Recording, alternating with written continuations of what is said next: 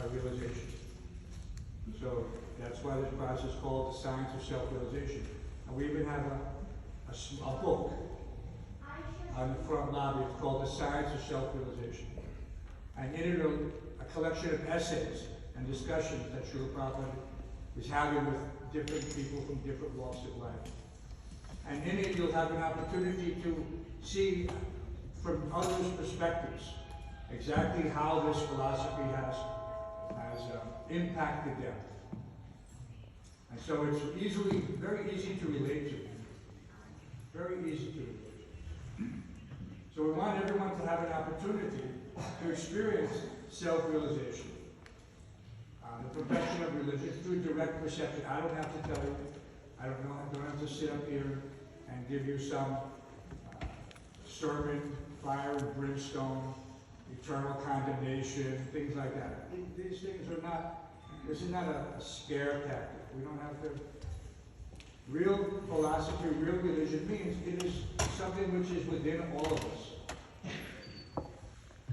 And so this is, and it's very easy, like I said, it's very easy to realize that. When you come to Kirtan, everybody can chant the holy name without any impediment.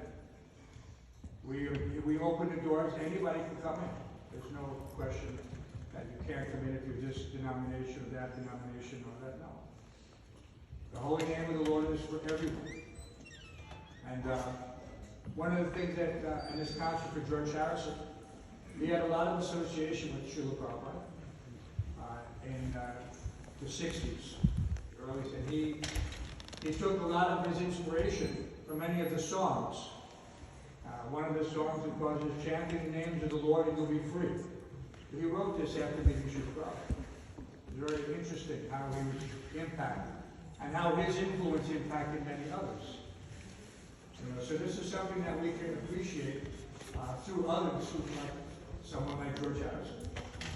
How he was touched by Srila Prabhupada's sincerity, by his purity, and by his humility. So these are also the symbols of someone who is a saintly person. He's not trying to make a name for himself or to acquire some material facility. Prabhupada lived very simply. He didn't have any permanent location. Some people you see, they have big houses, big mansions. Someone is famous. But Prabhupada traveled all over the world. He didn't stay in any one particular place for more than a few days. Although he could have. But that's not what a saint does. A saint is constantly on the move. He's a traveling preacher. He's not concerned about his own welfare at all. It was difficult for us to try to have Srila Prabhupada stay in one particular place if he was not feeling well or if he really wanted to go to another temple. He's constantly on the move.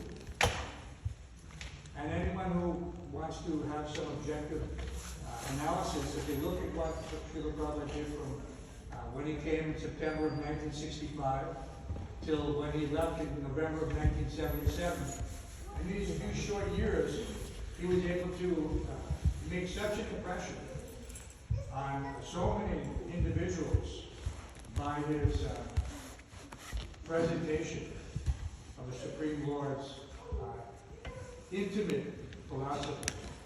Because it's a bit of a secret. It's open, but until one has some experience, and that's where this practical realization, that just by chanting, or just by hearing, or just by even dancing, or even by taking the foodstuffs which are offered to the Supreme Lord, one automatically gets benefit. He doesn't have to do anything extra. This is a very nice process altogether. So we invite everyone to join in any way you like, either by through the kirtan, the musical presentation, by taking prasadam, by reading, by chanting.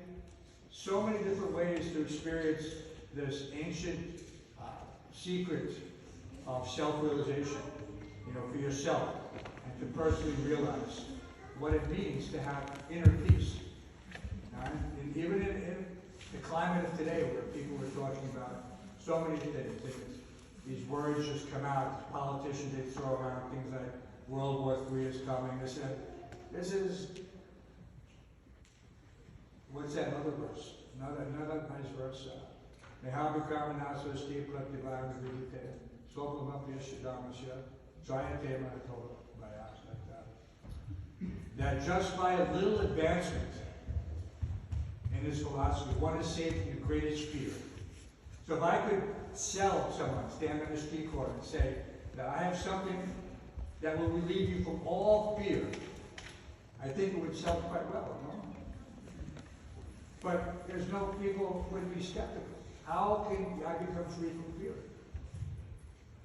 Now, but in different ways, they're trying to do that. They're trying to tell you to stock up on your supplies, have 3 months provisions, you'll be off the grid, have a solar generator.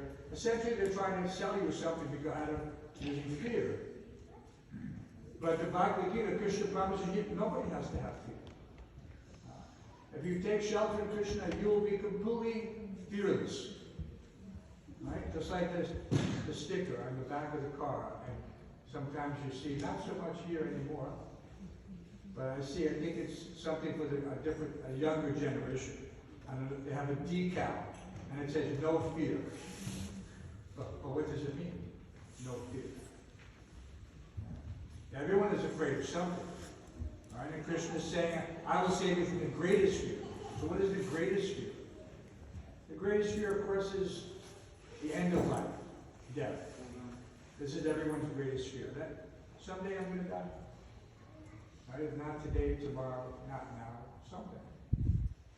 But Krishna said, how will he protect us? Because the knowledge that he's presenting is so sublime, and so esoteric, and so complete that one understands who he actually is, what his real identity is. That he is not this body. And all of this fear is connected to this body. So once I have this realization that I am the eternal spirit soul, that I am the consciousness within, and that the consciousness is eternal, then there's a certain aspect of that fear that immediately goes away. Because I don't die, just the body dies.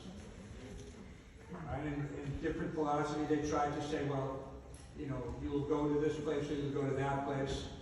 But what goes there? It's not the body. Right? The body is sitting someplace, Evergreen Cemetery, right around the corner of our Bushwick. Huge cemetery. So many people, what do they say? When we were kids, it was a joke. People are dying to get in there. Our kids have a way of, you know, they kind of minimize it. You know, it's just like that. You're not afraid of death when you're young. So this whole point of understanding of religion in general is to establish our relationship with God. And once that relation is established, really, you understand that everything's in Krishna's hands.